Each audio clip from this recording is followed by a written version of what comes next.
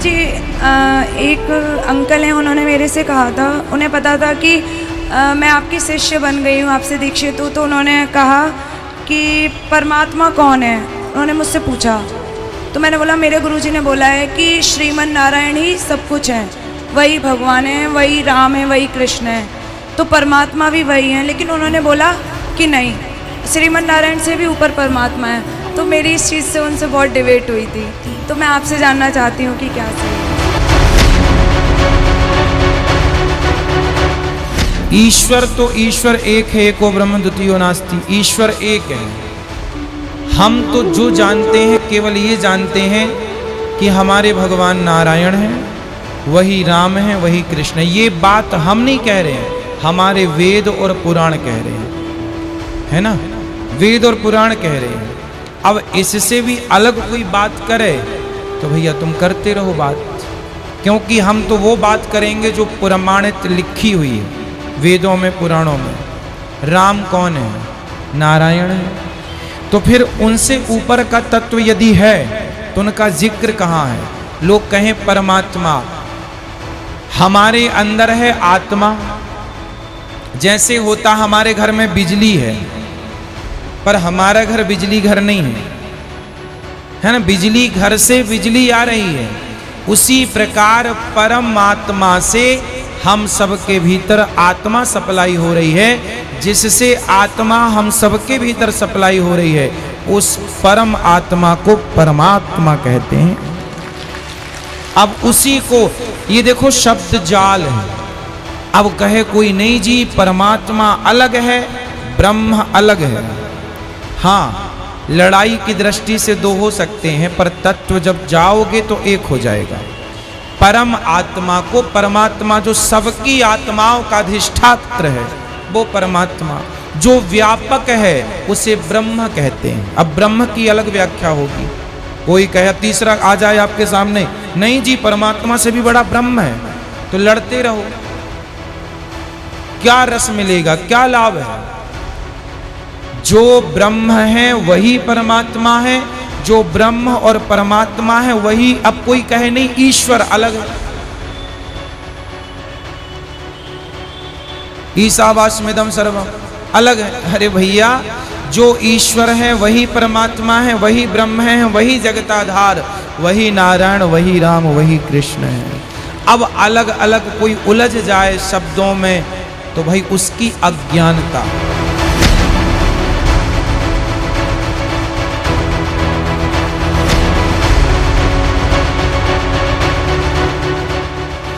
हे अनिरुद्धाचार्य जी, कृपया सुनो सत्संग संत रामपाल जी महाराज का, तथा देखो प्रमाण वेद तथा गीता में श्री ब्रह्मा, श्री विष्णु जी तथा श्री शिव जी से ऊपर अन्य प्रभु परम अक्षर ब्रह्म है।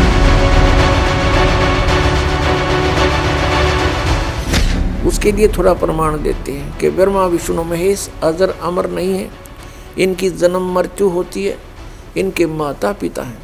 तो नीम हकीम थे, वो गुरु नहीं थे, उनके पास सत्संग नहीं था। देखिएगा श्री मद देवी भागवत गीता प्रेस गोरखपुर से प्रकाशित है। इसके संपादक हैं हनुमान प्रसाद पोदार, चिमन लाल गोस्वामी। प्रकाशक एवं मुद्रक हैं गीता प्रेस गोरखपुर, गोविंद भवन कार्यालय कोलकाता का संस्थान। इसके 123 पृष्ठ पर सारा कंसेप्ट क्लियर हो जाता है। ये देखिएगा, तीसरा स्कंद, ये लिखा तुम शुद्ध स्वरूपा हो।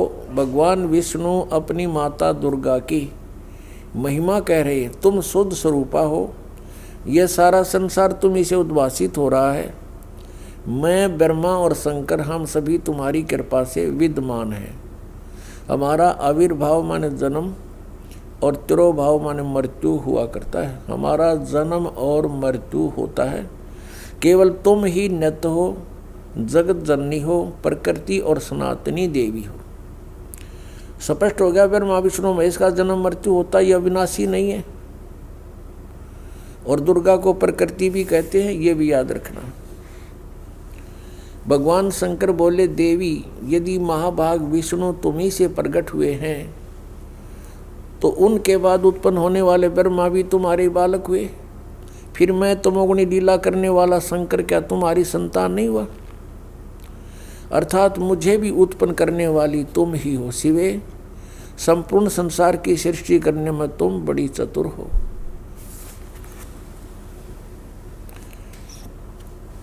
इस संसार की सृष्टि स्थिति और संहार में तुम्हारे गुण सदा समर्थ हैं।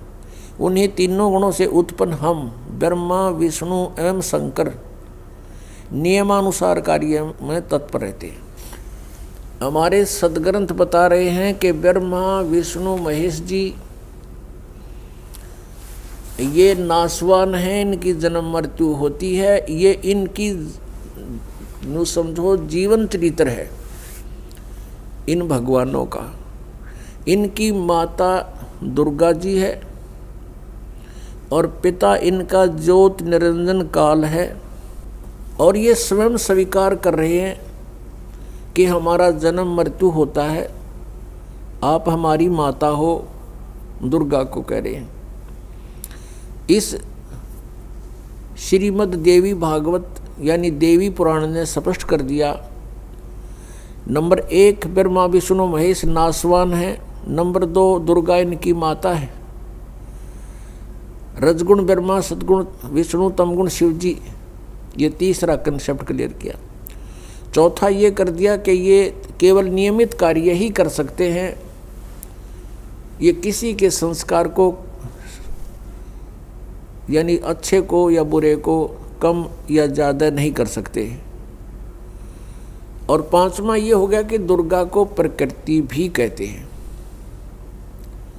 तो पुण्यात्माओं जो ये ज्ञान देते थे तो वो सत्संग नहीं करते थे, वो सत्संग नहीं था, वो लोक वेद दंत कथा बकवाद थी, उसको सत्संग नहीं कह सकते।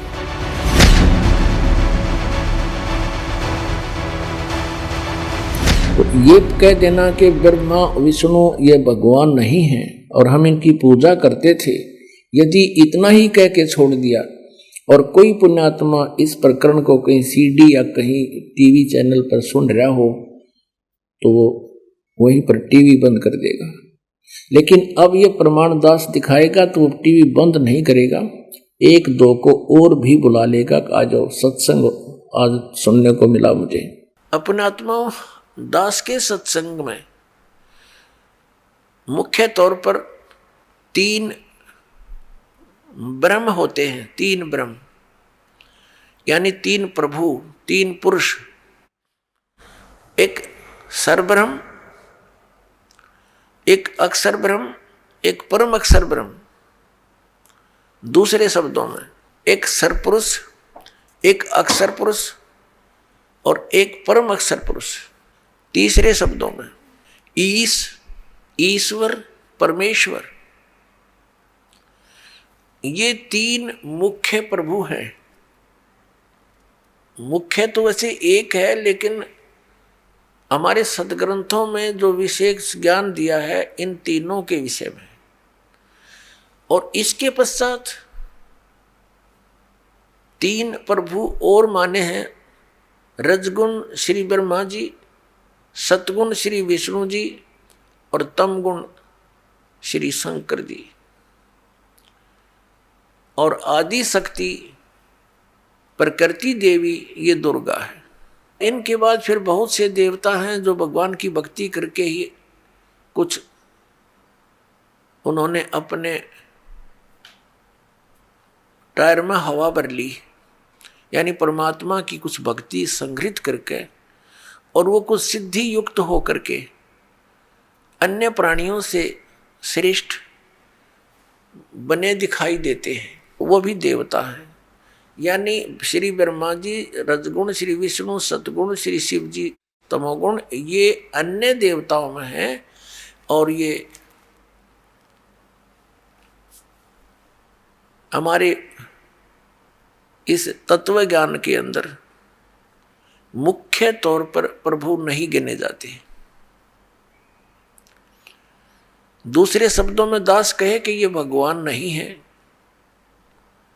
ये ईश नहीं है, स्वामी नहीं है, भगवान नहीं है। तो ये बात जनसाधारण के गले उतरे नहीं, विशेषकर पवित्र हिंदू समाज के पुण्यकर्मी प्राणियों के, क्योंकि हमारे धर्मगुरुओं ने हमें उल्टा पाठ पढ़ा दिया और एक दिन से नहीं हजारों वर्षों से यही पाठ हम सुनते आ रहे हैं कि ब्रह्मा विष्णु महेश सर्वेश्वर हैं, इनका कोई जन्म मृत्यु नहीं होता, इनकी कोई माता पिता नहीं है, ये स्वयंभू है। तो जिस कारण से दास ने ये शब्द बोल दिया कि ये भगवान नहीं है, ये बात एक बहुत विवादप्रस्त हो जाएगी यदि प्रमाण नहीं दिखाया गया। तो आपको प्रमाण दिखाते हैं।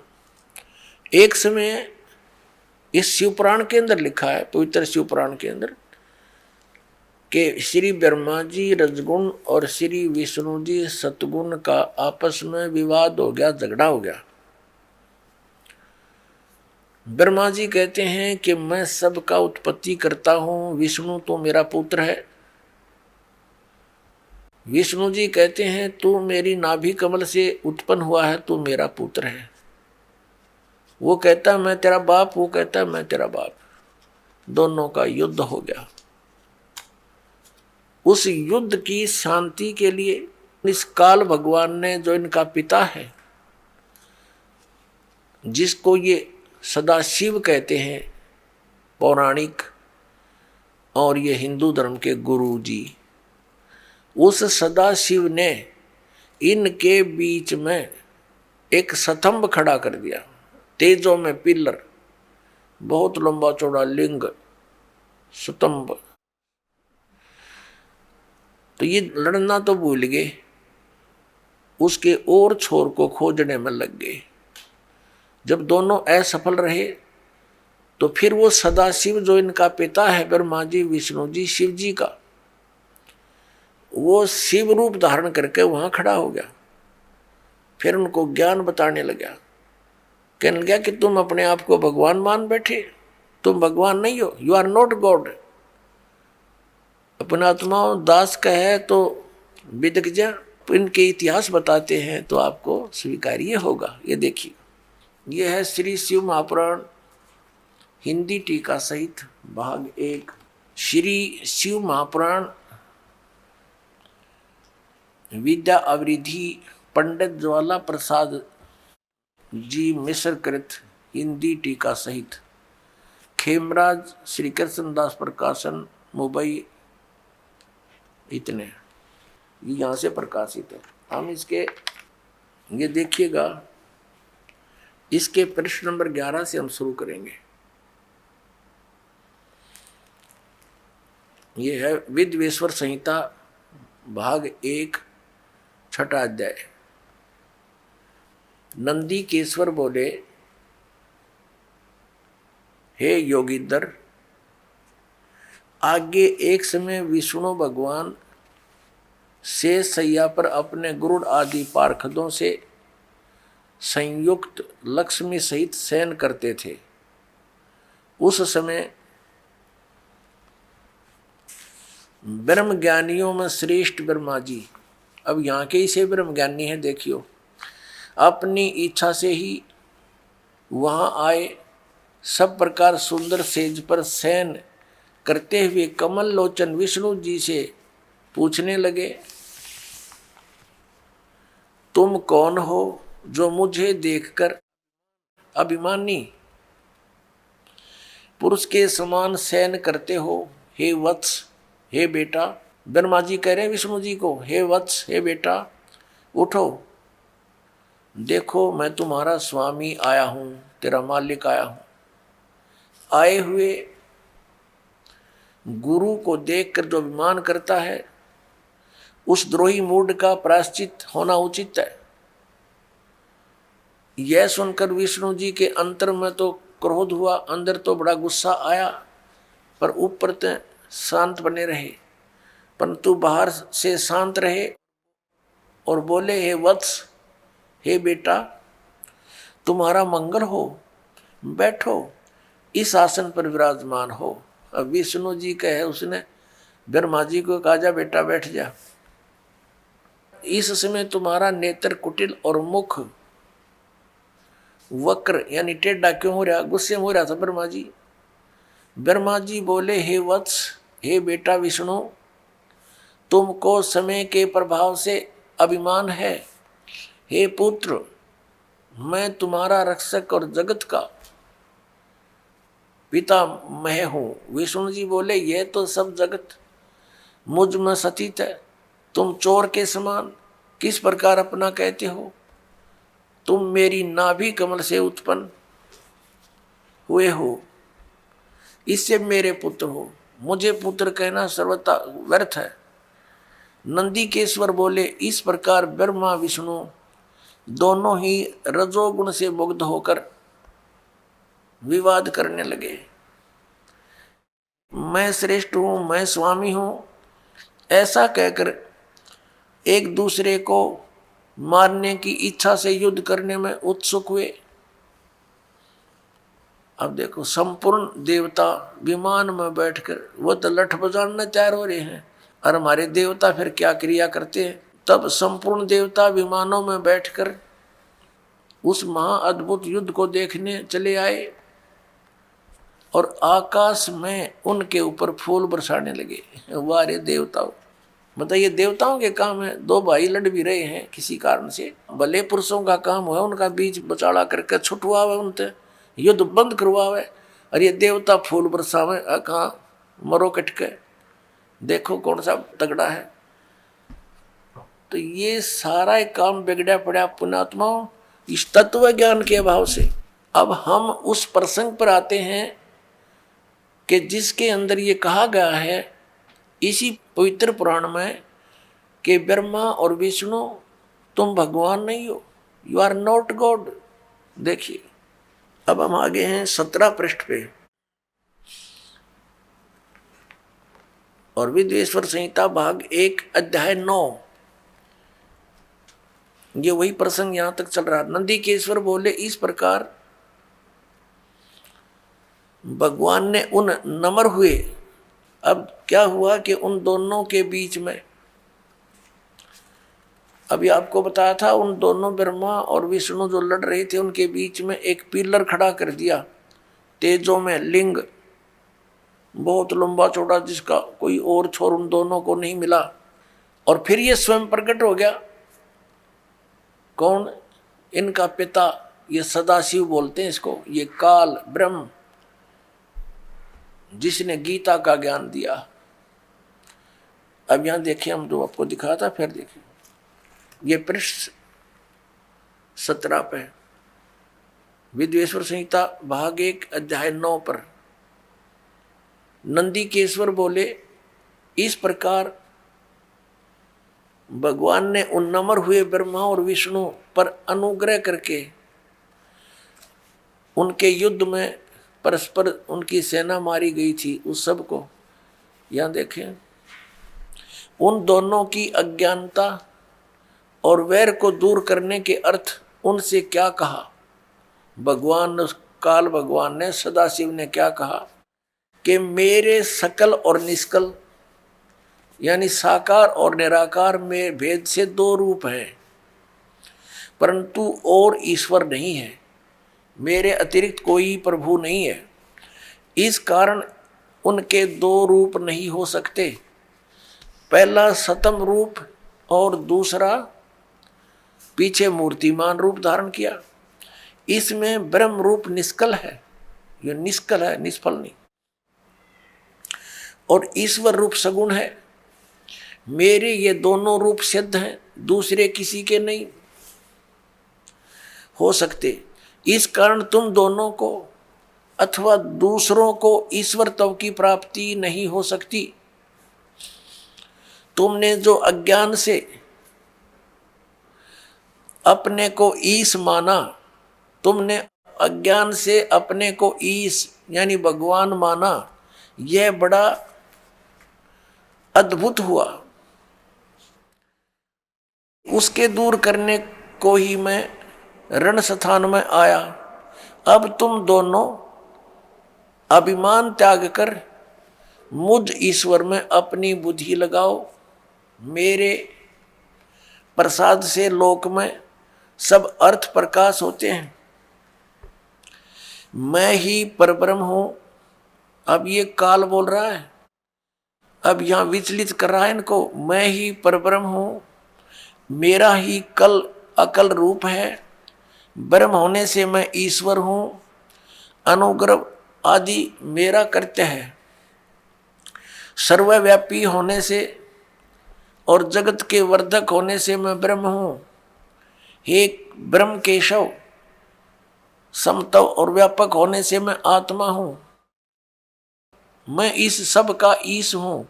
यह मेरा है, मेरे सिवाय किसी दूसरे का नहीं है। प्रथम तो ब्रह्म तो ज्ञान के निमित्त निष्कल ब्रह्म का प्रादुर्भाव हुआ। 18वें पृष्ठ पर चलते हैं। इससे मैं अज्ञात रूप हूं, पीछे तुम्हें प्रगट दर्शन देने के निमित्त साक्षात ईश्वर तत्क्षण ही मैं सगुण रूप हुआ हूं। अब यहां ये क्या कह रहा है? श्री सदाशिव ब्रह्मा विष्णु महेश का पिता, ब्रह्मा विष्णु महेश का पिता ये सदाशिव यहां क्या कह रहा है? ये कह रहा है कि पहले तो ब्रह्म रूप हुआ वो स्तंभ, वो तो समझो मेरा निष्कल रूप है, निर्गुण रूप है मेरा। ये स्तंभ आया पिलर, और ईब में निर्गुण से सगुण हो गया, तुम्हारे सामने आया। अब देखो हम अपने उस प्रसंग पर आते हैं। हमने ये देखना है कि ब्रह्मा और विष्णु और ये शिव ये भगवान नहीं है, ये प्रभु नहीं है। ये प्रसंग था। यदि ये दास वैसे सिंपल कह कर छोड़ देता तो बहुत विरोध मान लेते भक्तजन, क्योंकि उन्होंने पूरा अज्ञान सुना हुआ है, ज्ञान नहीं सुना सदग्रंथों का, उनको ज्ञान नहीं। इसलिए सदग्रंथों को रूप करना अनिवार्य हो गया है। अब आगे ये क्या कहता है देखिएगा। ये पृष्ठ नंबर 18 अध्याय 10 चल रहा है, पृष्ठ नंबर 18 पे। और शिवपुराण वेदवेश्वर संहिता भाग 1 10वां अध्याय हम यहाँ पढ़ते पढ़ते आगे। 9वां अध्याय यहाँ समाप्त हो गया। जो हमने यहाँ पढ़ लिया, इससे मैं अज्ञात रूप हूँ, पीछे तुम्हें प्रकट देने के लिए निमित्त साक्षात ईश्वर तत्क्षण ही मैं सगुण रूप हुआ हूँ। अब यहाँ नीचे आ जाएंगे इसके। इति श्री शिव महापुराणे विद्वेश्वर संहिता भाषा टीकायाम 9वां अध्याय, ये 9वां अध्याय इति हो गया, समाप्त हुआ। अब 10वां शुरू हो गया, ये 10वां। अब हम यहाँ 10वें में पढ़ रहे हैं नीचे। हे पुत्रों,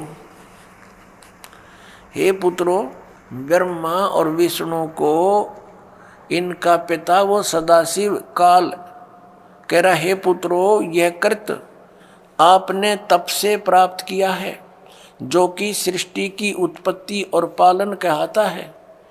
सो मैंने प्रसन्न होकर तुम्हें दिया है।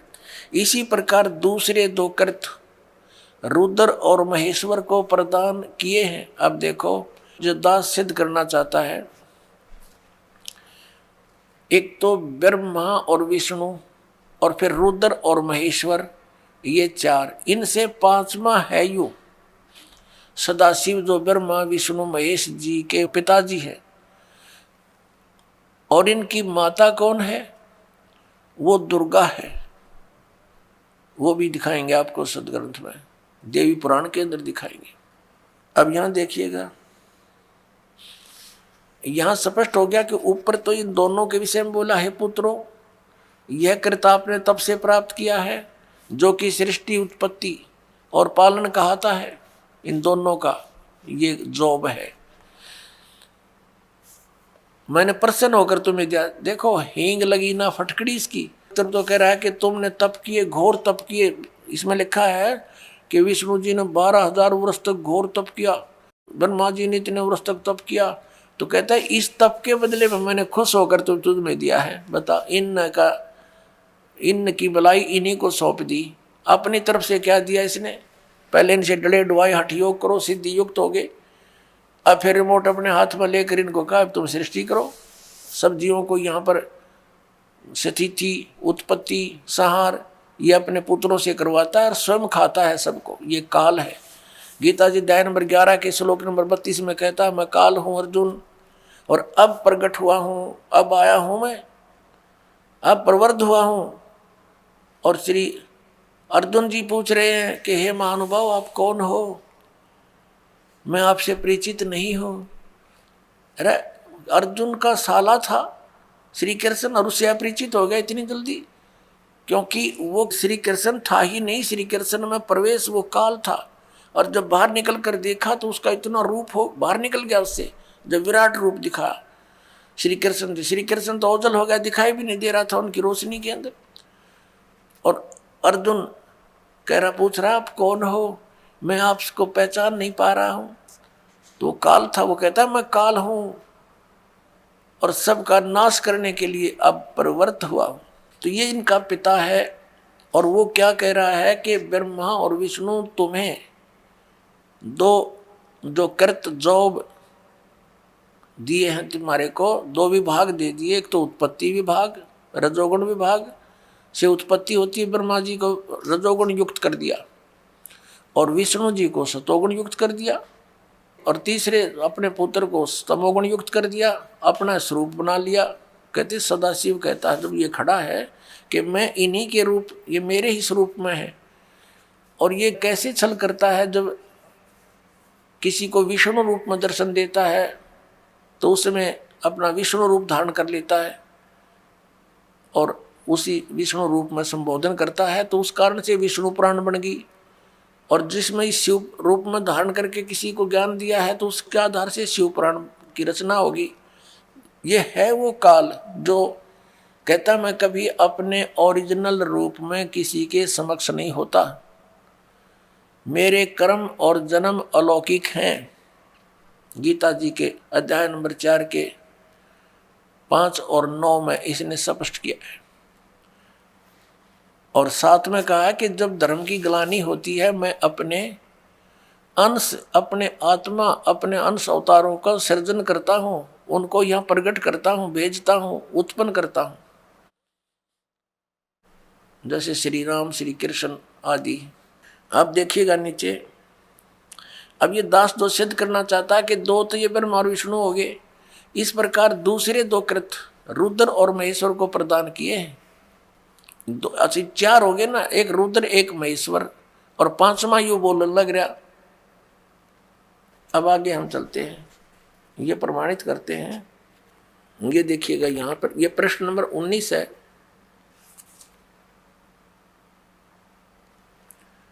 और ये विद्वेश्वर संहिता भाग 1 अध्याय 10 चल रहा है, यहां से हम लेंगे। हे सौम्य, मेरे अज्ञान से विमुख होने से तुम्हें अज्ञानता आ गई। विष्णु और ब्रह्मा जी को कह रहे हैं मेरा ज्ञान होने से ऐसा नहीं होता, ज्ञान और रूप महेश के तुल्य हो जाते हैं। इस कारण इस ज्ञान की सिद्धि के निमित्त ओंकार नामक मंत्र जप करो। अभिमान दूर करने वाला, यह अभिमान दूर करने वाला है, सोई निज मंत्र उपदेश करते हैं। यह ओंकार मेरे मुख से उत्पन्न होने से मेरे ही रूप का बोधक है, यानी ब्रह्म का, और महामंगल करने वाला है। यह वाचक है, मैं वाच्य हूँ। यह मंत्र मेरा आत्मा है कि उसके स्मरण से मेरा स्मरण होता है। उत्तर की ओर मुख से आकार का, इसका बहुत वर्ण दे रखा है। पश्चिम के मुख से उकार का, दक्षिण के मुख से मकार का, पूर्व के मुख से बिंदु का और मध्य के मुख से नाद उत्पन्न हुआ है। इस प्रकार 5 प्रकार से यह निर्गत हुआ, सब एक होकर ओम ऐसा एक अक्षर हो जाता है। ओम ऐसा एक अक्षर हो जाता है। अब हम इससे इतना ही लेंगे। इस पवित्र पुराण ने हमारा बहुत सा काम हल्का कर दिया इस दास का। एक तो ये सिद्ध कर दिया कि ब्रह्मा और विष्णु और शिव और रुद्र, महेश्वर जिसको कहते हैं, ये भगवान नहीं है, ये ईश नहीं है। इसलिए दास कहता है कि 3 मुख्य रूप में दास के प्रवचनों में ये ब्रह्म समझो। एक सरब्रह्म, एक अक्षर ब्रह्म और तीसरा परम अक्षर ब्रह्म। तो पुण्यात्माओं, बिना बताए पता कैसे चले? स्वयं परमात्मा आए थे, 120 वर्ष रह के चले गए। हम लाल की पहचान करना जानते नहीं, इस कारण से मार खाते रहे। और एक तो कहना होता है, विद प्रूफ प्रूव करूंगा कि इस विषय में किसी के पास ज्ञान नहीं, किसी के पास समाधान नहीं, और कबीर जैसा भगवान नहीं, और इस परमात्मा के दास को जो प्राप्त है, कबीर परमात्मा का दिया हुआ ऐसा कोई ज्ञान नहीं।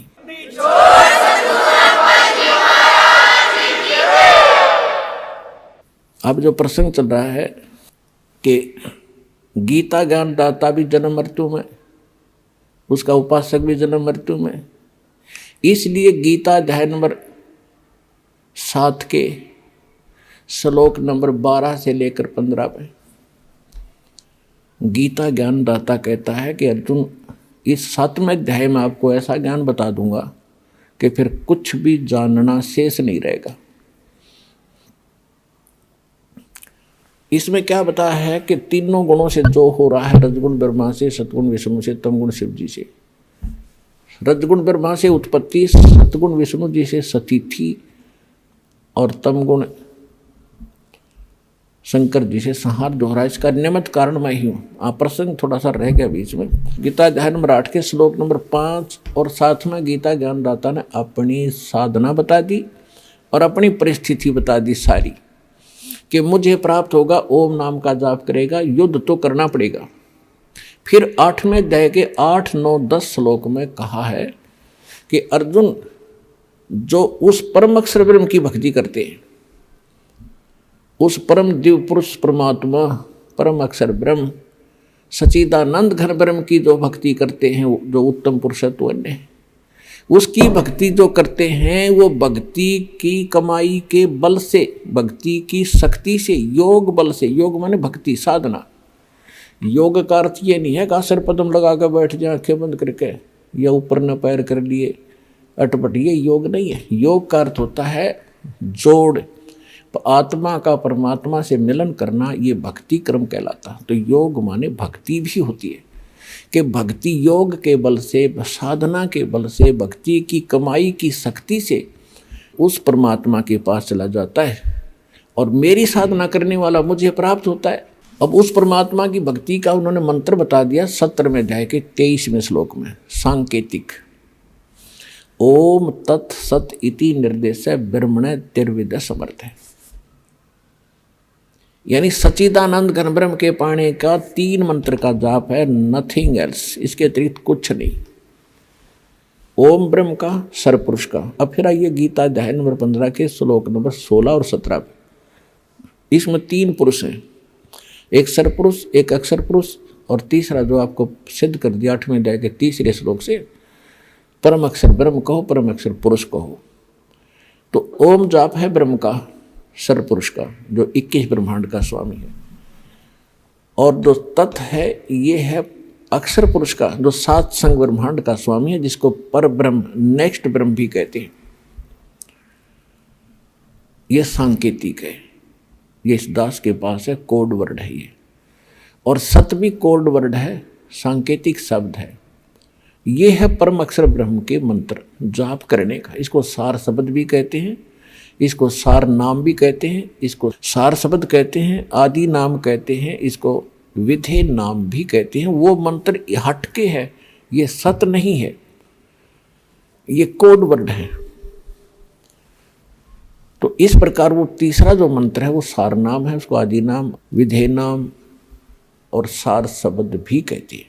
तो अब जो 3 मंत्र का जो जाप है उस परमात्मा के पाने का, अब ओम तो ब्रह्म का सबको पता है, गीता ज्ञानदाता ब्रह्म है, श्री कृष्ण जी में बोल रहा है। वो खुद कहता 8वें अध्याय के 13वें श्लोक में कि ओम इति एकाक्षरम ब्रह्म व्यवहारण माम अनुस्मरण। माम माने मुझ, ब्रह्म माने ब्रह्म का, मुझ ब्रह्म का, यह एक ओम मंत्र है और कुछ नहीं, बस इति, यही। और अंतिम सांस तक जो इसका जाप करता हुआ शरीर त्याग कर जाता है तो ओम से मिलने वाली परम गति को प्राप्त होता है। ओम की परम गति क्या है, ओम से क्या उपलब्धि होगी? ब्रह्मलोक में जागा। ब्रह्मलोक में श्रीमद् देवी भागवत 7वां स्कंद 562 और 63 पृष्ठ पे स्वयं देवी जी कह रही है, हिमालय राजा को ज्ञानोपदेश कर रही है और ब्रह्म का स्वरूप बता रही है कि उस ब्रह्म का ओम नाम है। ओम नाम का जाप कर हृदय से उसको पाने का उद्देश्य रख और फिर वहाँ चला जाएगा, ब्रह्मलोक को प्राप्त होगा। उस ब्रह्म को प्राप्त होगा, वो ब्रह्मलोक रूपी दिव्य आकाश में रहता है। यानी ब्रह्म का साधक, ओम नाम का जाप करने वाला ब्रह्मलोक में जागा। वो ब्रह्म की साधना करा, सरपुरुष की, 21 ब्रह्मांड के स्वामी की, काल की साधना करा है। गीता अध्याय नंबर 8 के श्लोक नंबर 16 में कहा है कि ब्रह्मलोक में गए हुए प्राणी भी पुनरावृत्ति में उनकी जन्म मृत्यु सदा बनी रहेगी। वो ये स्पष्ट कर ही चुका है कि अर्जुन तेरे और मेरे बहुत जन्म हो चुके, तू नहीं जानता मैं जानता हूं। वेद कतेब झूठे नहीं भाई, और झूठे हैं जो समझे ना ही। तो वेदों में लिखा है कि वो परमात्मा स्वयं गति करके आता है। अब जैसे यो आर्य समाज का जो ग्रुप है, इसमें शिक्षित वर्ग बहुत है और लेकिन वो अक्षर ज्ञान है, उनको अध्यात्म ज्ञान नहीं। उधर से महर्षि दानंद को भी कह का पता नहीं था अध्यात्म ज्ञान का, इसलिए उसने कोशिश की वेदों का अनुवाद करने की और उसका अपना सिद्धांत था कि भगवान निराकार है। वो कहीं एक देश में नहीं रहता, एक देश माने स्थान पर कहीं नहीं रहता, वो केवल सर्वव्यापक है, जैसे वायु है ऐसे भगवान है। भले आदमियों, निराकार परमात्मा इतनी बड़ी बड़ी स्ट्रक्चर कैसे बनाओगा? वो जैसे कोई नौका साकार कैसे बनाओगा? सुन लो, साकार कैसे बनाओगा? साकार मनुष्य इंजीनियर है और जहाज बना दिया, हवाई जहाज, वायुयान बना दिया, समुद्री जहाज बना दिया, उसमें बैठ कर आराम से घूम रहा है और वो यान चल रहा है। निराकार कोई कारीगर बना के दिखा दो, मरे बादशाह के बनाओगा, वो खख बनाओगा। तो ऐसे परमात्मा मनुष्य सदृश है, उनकी वो अमित औजा है, उसकी शक्ति का कोई वार पार नहीं है। उनके वचन से सबको जो हो जाता है। जैसे हम देखा करते हैं, जादूगर होते हैं, अपने मुख में एक छोटी सी गोली कंचा, इतना वो कंचा होता है, उस गोली को मुख में डालते हैं और थोड़ी देर में ओ करके इतना बड़ा मुस्कुर तो का डमू में दो पत्थर बना देते हैं और नो पटक दे, पट्टा उठा के देख लो कति पत्थर है। तो उस जब एक जादूगर इतना कुछ कर सकता है, और वो तो परम जादूगर, वो तो सर्वशक्तिमान, एक वचन में सब कुछ कर दे। तो ऐसे ही उस परमात्मा की महिमा से हमने परिचित होना। उस परमात्मा ने, कहते हैं, एक शब्द में सब किया, सकल जमी आसमान, एक वचन में सब कुछ बना दिया। तो समर्थ है उसको, वो कुछ भी कर सकता। तो वो जानकारी स्वयं ही आकर दी। और ये निराकार बताओ भगवान को, और वेद के साकार है, निराकार है, मनुष्य सदृश है वो। अपना आत्माओं, इसलिए परमात्मा कहा करते, मोती मुक्ता दर्शत नाही, ये जग है सब अंदरे, दिखत के तो नैन चश्म, इनका फिरा मोतिया बिंदरे। ये दिख है विद्वान पुरुष और महर्षि को हमें, इनका मोतिया बिंद है। जिसका मोतिया बिंद हो आंखों में, आंखें तो दिखाई देती हैं जैसे बड़ा स्वस्थ आंखें हैं, सब कुछ दिखता होगा, लेकिन वो नपट अंधा है जिसका मोतिया बिंद हो गया दोनों आंखों में। तो परमात्मा कहते हैं कि तुमने ये महर्षि दिखाई दे, गुरु ब्राह्मण दिखाई देते हैं, ये मंडलेश्वर, इनका मोतिया बिंद हो रहा है, इन्हें अपने सदग्रंथों में लिखी हुई सच्चाई का नहीं पता। और फिर निराकार कहते। अब दिखाते हैं आपको परमात्मा की सारी स्थिति, देखिएगा। ऋग्वेद मंडल नंबर 9, ऋग्वेद मंडल नंबर 9 अब दिखाते हैं, और सूक्त नंबर 86, भगवान साकार है या निराकार है, वो कैसी लीला करता है। ये है ऋग्वेद मंडल नंबर 9, 10 इकट्ठा अनुवाद है। ये है सार्वदेशिक आर्य प्रतिनिधि सभा, महर्षि दयानंद भवन, रामलीला मैदान, नई दिल्ली से ये प्रकाशित है। और ये मुद्रक है Prince offset printer 1510 Pataudi house, Daryaganj, नई दिल्ली से ये छपा है, छप्पा खाना इसका ये। अब देखना, ये है ऋग्वेद मंडल नंबर 9 और सूक्त 86 का मंत्र नंबर 26। इसमें लिखा कि यज्ञ करने वाले यजमानों के लिए परमात्मा, यज्ञ करने वाले माने धार्मिक अनुष्ठान यानी साधना करने वाले यजमान माने भक्तों के लिए परमात्मा सब रास्तों को सुगम करता हुआ उनके विघ्नों को मर्दन करता है और उनको पवित्र करता हुआ और अपने रूप को सरल करता हुआ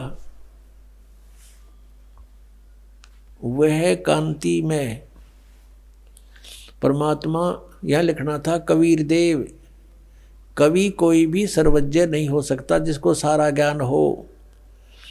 कवि कविता बना सकता है, ये कबीर देव लिखना था यहाँ पर। वो कबीर देव विद्युत के समान यानी आकाशीय बिजली की तरह सेकंड में नीचे आ जावे, क्रीड़ा करता हुआ, ऐसे लीला करता हुआ वर्णीय पुरुष को यानी अच्छी आत्मा को प्राप्त होता है।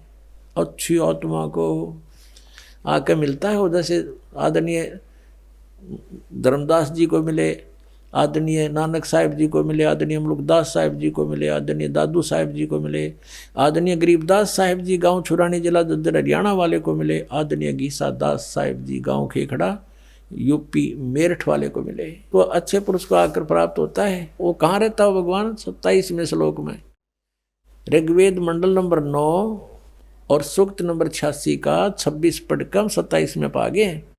इसमें इन्होंने ये जो निराकार मानते थे भगवान को और वेद बता रहे हैं, वह परमात्मा प्रकाश पुंज को, परमात्मा को, जो परमात्मा ध्रुवलोक के तीसरे पृष्ठ पर विराजमान है वहाँ रहता है। तीसरे एक स्थान पर रहता है ध्रुवलोक के, यानी उस तेजो में लोक सतलोक के एक स्थान पर, तीसरे स्थान पर विराजमान है, स्थान पर विराजमान है, वहाँ रहता है। निराकार क्यों करो भगवान जब वहाँ बैठा है? आगे दिखाते हैं। यह है ऋग्वेद मंडल नंबर 9 सूक्त 82 का, ऋग्वेद मंडल नंबर 9 और सूक्त 82। और यहाँ देखें, ये है 82वां, 81वां समाप्त हुआ, ये 82वां शुरू हो जाता है। इसका प्रथम मंत्र, इसमें लिखा है कि जो सर्वोत्पादक प्रभु, सबकी उत्पत्ति करने वाला परमेश्वर प्रकाश रूप है। इसका अर्थ है वो तेजो में रूप साकार है, सद्गुणों की वृष्टि करने वाला, पापों का हरण करने वाला, पाप नाश करने वाला, पाप क्षमा करने वाला है। वह राजेव, राजा के समान, राजेव इसका अर्थ है राजा के समान आगे लिखा है।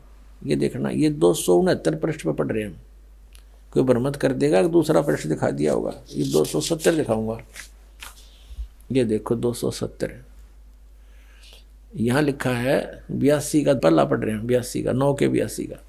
राजा के समान दर्शनीय है, वो देखने जोगा है, विजिबल है, वो साकार है। राजा की तरह तो मनुष्य जैसा ही हुआ। और वह पृथ्वी आदि लोक लोकांतरों के चारों ओर शब्दमान हो रहा है। वह वर्णीय पुरुष को, वर्णीय माने अच्छी आत्मा को, श्रेष्ठ पुरुष को, जो दृढ़ भक्त है, जो दृढ़ भक्त है उसको पवित्र करता हुआ प्राप्त होता है। जैसे आदरणीय धर्मदास साहिब जी को, जो दृढ़ भक्त थे उसके बाद डगमग नीवे आदरणीय मुलुकदास साहिब जी को, आदरणीय दादू दास साहिब जी को, आदरणीय गरीबदास साहिब जी गांव छुड़ानी जिला दद्दर हरियाणा वाले को, और आदरणीय गीसा दास साहिब जी को गांव खेखड़ा मेरठ यूपी वाले को, ये दृढ़ भक्त आज तक डगमग नहीं हुए, दुनिया को हिला के रख दिया इन्होंने। इनको भगवान में ले आकर के को पवित्र करता हुआ प्राप्त होता है वर्णीय पुरुष, अच्छी आत्मा को। जिस प्रकार विद्युत माने आकाशीय बिजली स्नेह वाले स्थानों को आधार बनाकर प्राप्त होता है। देखो कितना स्पष्ट किया इन्होंने। ऋग्वेद मंडल नंबर 9 और सूक्त नंबर 81 में कति कंसेप्ट क्लियर कर दिया कि वो परमात्मा राजा की तरह देखण जोगा है। राजा का अर्थ है कि वो शक्तिशाली होता है, मनुष्य सदृश ही है, राजा के समान है और साकार है, देखण जोगा है। और वो अच्छी आत्मा को वहाँ से चलकर आकर मिलता है ये, और जो दृढ़ भक्त होते हैं उनको मिलता है, अन्य को नहीं। जैसे आकाश की बिजली, आकाशीय बिजली गिरती है वो किसी वस्तु पर गिरती है जहाँ उसका विशेष अट्रैक्शन बनता है। पुराने समय में जब कांसी धातु के बेले थाली हुआ करती है, प्रांत, और उनको अगर वर्षा के दिनों में कहीं बाहर वो पड़े रह जाते तो हमारे बुजुर्ग दादी माता कहा करते थे कि कांसी के बर्तन पर बिजली गिर जाती है, जब उसका संयोग होता है ऊपर से गिरने का तो वहाँ अवश्य उसी को तुरंत वहीं आकर के अट्रैक्ट होती है, उस कारण उस खिंची आती है, उसी पर गिरती है। उसको उठवाकर अंदर रखवा दिया करते थे। तो कहने का भाव ये है कि परमात्मा उस बिजली की तरह जैसे वो अपने विशेष जिस पर वो आकर्षण होता वहीं गिरती है, ऐसी स्थिति से परमात्मा उन दृढ़ भक्तों को आकर मिलता है जो मिलन जोग्य हों, जिनको वो उनसे आकर्षित होता है, ताकि ये मेरी आगे बढ़ा सके, इस ज्ञान को, काल के जाल को हटा सके, मेरे प्यारी आत्माओं तक ये संदेश पहुंचा सके। और उनका क्या कर ले, आंखें देखें जब भी ना मानो न भगवान मिल लेगा, उन तक काला मिल लेगा जहाँ ये रह रहे हैं। अब 9वें मंडल सूक्त 82 का मंत्र 1 पढ़ लिया, अब 2 दिखाते हैं, देखिएगा। ऋग्वेद मंडल नंबर 9 सूक्त 82 का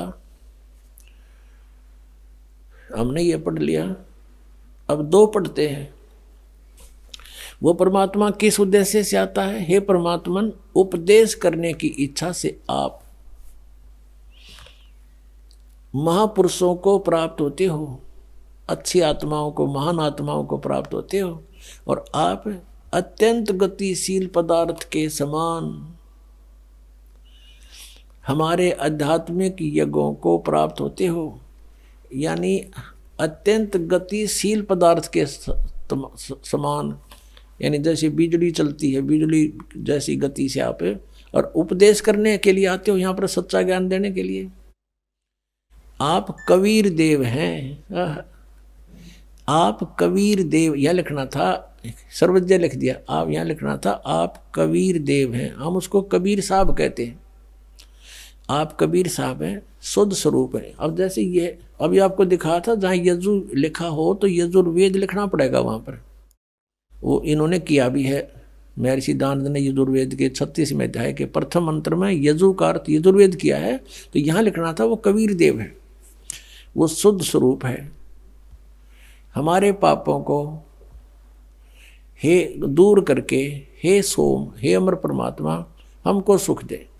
पुण्यात्मा, वेद पढ़े पर भेद न जाने, ये बात से पुराण 18। वेद पढ़े पर भेद न जाने, गुरु बिन काहु न पाया ज्ञाना, जो थो था छड़े मूड किसाना। गुरु बिन वेद पढ़े जो प्राणी, समझे न सार रहे अज्ञानी। ये अज्ञानी रहे, इन वेदों को पढ़ा करते, मैं ऋषि को आगे इन कक्का भी नहीं पता था। अब जैसे परमात्मा मनुष्य दृश्य ये सिद्ध हो गया, राजा के समान देखने जोगा है, और वहाँ से गति करके आता है, जिन महापुरुषों को मिलता है, जिन महापुरुषों ने मिला उन्होंने बताया कबीर इज गॉड। वो कबीर देव काशी में, हम सुल्तानी नानक तारे दादू को उपदेश दिया, जात जुलाहा भेद न पाया, वो काशी माए कबीर होया। आदरणीय गरीबदास साहिब जी गांव छोड़ानी जिला जद्दर वाले, जिनको भगवान आकर मिले थे, क्या कहते हैं गरीबदास साहिब ने फिर बताया है कि सर्व कला सतगुरु साहिब की, या दुनिया दा जीवन झूठा भूल गए मर जाने नू। और सर्व कला सतगुरु साहिब की हरियाए हरियाणे नू। वो परमात्मा हरियाणा में आए गरीबदास जी 280 वर्ष पहले, लगभग सन 1727 में, लगभग 300 वर्ष हो गए, 300 वर्ष से भी ऊपर हो गए। सन 1727 में परमात्मा आए थे और सन 1866 में, न सन 1966 में हरियाणा और पंजाब अलग हुए। जब हरियाणा क्षेत्र का नाम पड़ा था, यो हरियाणा प्रांत बना था, उससे भी कितने वर्ष पहले, 200-250 वर्ष पहले परमात्मा ने लिख दिया, बोल दिया था। गरीबदास साहिब जी ने कहा था कि हरि आए हरियाणे नू। उनके वचन से फिर यो हरियाणा क्षेत्र आज बनकर रहा, ताकि हम इस परमात्मा की वाणी को समझा सकें। अगर ये वाणी 200 वर्ष पहले बोलते, 100 वर्ष 50 वर्ष पहले से बोलते, तो कौन से कहाँ आए थे? हरियाणा था ही नहीं, जब नाम निशान नहीं था। तो ये हरियाणा बनवा दिया, रीबिया वाणी हमारे को याद दिला दी कि हरि आए हरियाणे नू। इनको पता था मालिक का कि इस वाणी का कहाँ आवश्यकता पड़ेगी, किस समय में। इनके लिए परमात्मा ने कहा कि मोती मुक्ता दर्शत नाही, ये जग है सब अंदरे, दिक्कत के तो नैन चश्म, इनके फेरा मोतिया बंदरे। इनका मोतिया बंद हो रहा था। ये महाज्ञानी थे और इनको जनता समझे थी बड़े विद्वान है।